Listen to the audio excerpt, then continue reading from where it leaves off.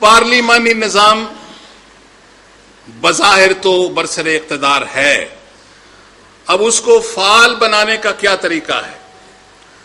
ہمارے ہاں افسوس یہ ہے کہ نہ صرف وہ لوگ جو کہ حکومت کے ساتھ دیتے ہیں، بلکہ جو لوگ حکومت کی مخالفت بھی کرتے ہیں وہ دونوں ہی منفی کردار ادا کرتے ہیں۔ جب پارلیمنٹ برسر اقتدار آتی ہے یا بن جاتی ہے، اس کی تشکیل ہو جاتی ہے، تو پھر اس کے لیے صرف یہ کرنا کہ وہاں ڈیسک بجانا اور واک آؤٹ کرنا، ڈیسک بجانا اور واک آؤٹ کرنا، تو یہ موقع دیتے ہیں ان لوگوں کو جو کہ جمہوریت کو نہیں چلنے دینا چاہتے۔ اگر اپوزیشن پارلیمنٹ میں بیٹھ کر وہاں اپنی آواز اٹھائے اور وہاں جس چیز پہ اعتراض ہے اس کو ریکارڈ پہ پارلیمنٹ کے لائے اور اس کو فعال بنانے کی کوشش کرے، ہم ایک طرف تو کہتے ہیں کہ فیصلے پارلیمنٹ میں ہونے چاہیے اور دوسری طرف پارلیمنٹ سے واک آؤٹ کر جاتے ہیں۔ آپ واک آؤٹ کریں گے تو آپ پھر اس کے بعد پریس کانفرنس کریں گے، باہر پریس کانفرنس کرنے کی بجائے پارلیمنٹ کے اندر اپنے خیالات کا اظہار کرو، تب پارلیمنٹ مستحکم ہوگی، ورنہ پارلیمنٹ کمزور ہوگی۔ اسلام کو پاکستان میں کوئی خطرہ نہیں، ہندوستان میں اسلام کو خطرہ تھا کیونکہ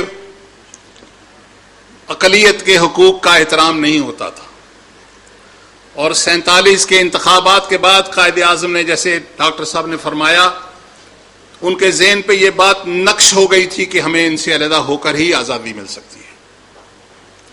لیکن پاکستان میں ماشاءاللہ آج کا جلسہ یہ دیکھ لیجئے، یہ تنظیم اسلامی پاکستان میں کام کر رہی ہے، بے شمار اور اسلام کے نام پر تنظیمیں بھی ہیں، ادارے بھی ہیں جو کہ کام کر رہے ہیں اور لوگوں کی خدمت کر رہے ہیں۔ زلزلہ آیا تو اسلامی تنظیموں نے عوام کی خدمت میں ایک بہت ہی اعلیٰ کردار ادا کیا، اور میں ان کو خراج عقیدت پیش کرتا ہوں۔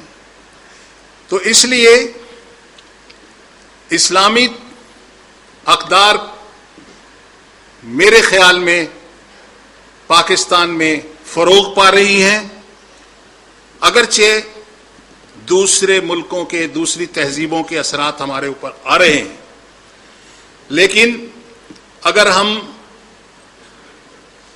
اپنے آپ کو مضبوط رکھیں اور اپنے اصولوں پر قائم رہیں تو میرا یقین ہے کہ پاکستان جو ہے اس میں اسلامی اقدار کو دوسرے یلغار سے کوئی خطرہ نہیں ہونا چاہیے، کیونکہ عوام اس کو قبول نہیں کرتی، اکثریت قبول نہیں کرتی۔ ایک برگر جنریشن ہے، تھوڑے سے لوگ ہیں جو اس طرف چل پڑے ہیں، لیکن ان کی پاکستان کے عوام کے سامنے کوئی حیثیت نہیں ہوگی۔ ہماری ملک میں آج کل اقتصادی ترقی ہو رہی ہے، لیکن مجھے ایک بات کہنا میں ضروری سمجھتا ہوں کہ اقتصادی آزادی کا مطلب ہے کہ پاکستان کے وسائل پر پاکستان کا اختیار ہو۔ یہ بات درست ہے کہ حکومت ہر چیز کی مناپلی نہیں ہونی چاہیے، کاروبار عوام کو کرنا چاہیے، لوگوں کو کرنا چاہیے، پرائیویٹ سیکٹر کو کرنا چاہیے، لیکن تعلیم، صحت، سماجی انصاف، اس میں حکومت اپنی ذمہ داری سے دستبردار نہیں ہو سکتی اور اس کو نہیں ہونا چاہیے۔ ہم نہ تو مادر پدر آزاد کیپٹلزم چاہتے ہیں، نہ ہم بالکل ریاستی بالادستی اور کنٹرول چاہتے ہیں۔ ہمیں ایک مشترکہ نظام چلانا چاہیے جس میں بنیادی ذمہ داری حکومت کی ہو کہ ایسا ماحول پیدا کرے جس میں عوام آزادی سے کاروبار کر سکیں، لیکن نجی کاروبار جو ہے اس کو بھی فروغ دینے کا موقع ملنا چاہیے۔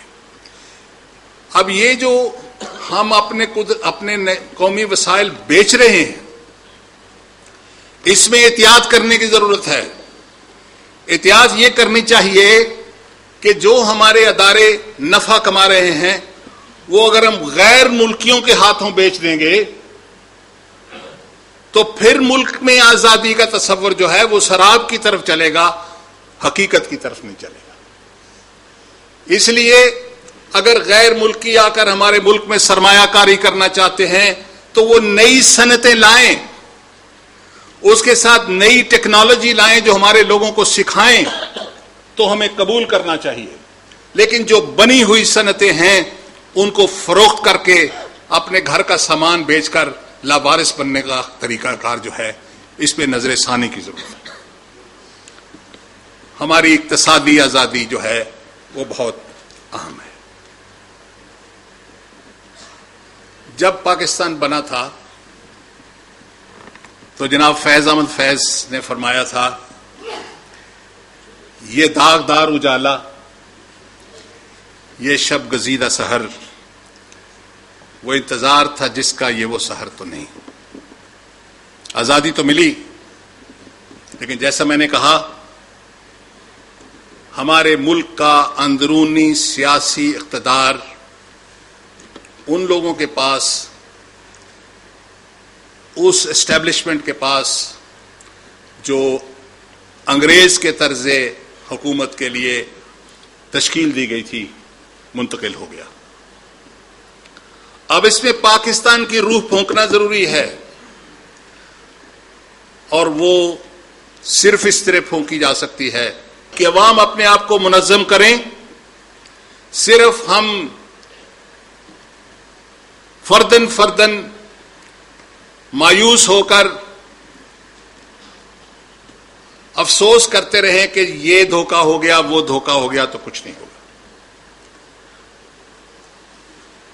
ہوتا تبھی ہے جب آپ منظم ہو کر چیزوں کو اپنے ہاتھ میں لینے کی کوشش کریں.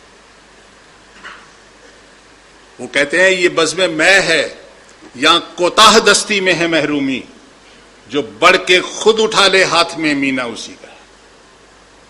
تو خود اپنے آپ کو منظم کرنے کی ضرورت ہے. خدا نے ہمیں آزادی دی ہے، ہمارا ملک 2 لخت ہو چکا ہے، اب باقی ملک کی حفاظت کرنا ہمارا فرض ہے،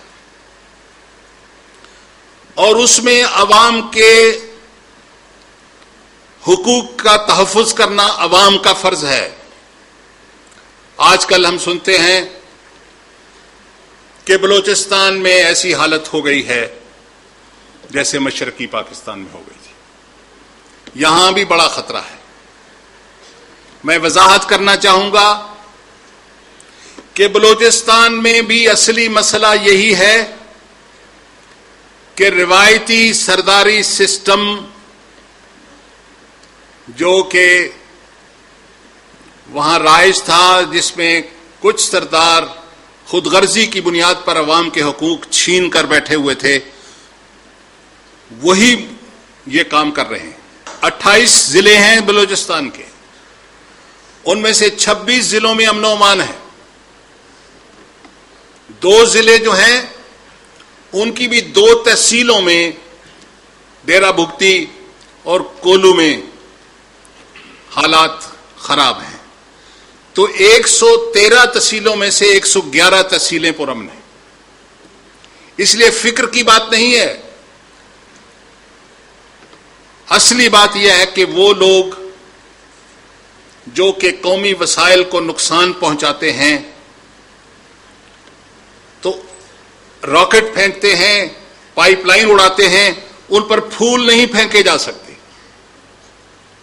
لیکن اس کے حل کرنے کا طریقہ یہ ہے کہ وہاں سے سوئی گیس سے یا دوسرے وسائل سے جو رائلٹی آتی ہے وہ سرداروں کو دینے کی بجائے عوام میں تقسیم کی جائے جن کا اصلی حق ہے. اگر کولو اور بھگتی میں سردار بھگتی کو اور مری کو دینے کی بجائے وہ رائلٹی عوام کی بہتری اور فلاح کے لیے استعمال ہو، تو میں سمجھتا ہوں کہ بلوچستان جو ہے، وہاں کے لوگ، بہادر لوگ، پاکستان کے لیے اپنی جانیں بھی قربان کرنے کو تیار ہوں گے. قبائلی علاقے میں مشکلات ہیں،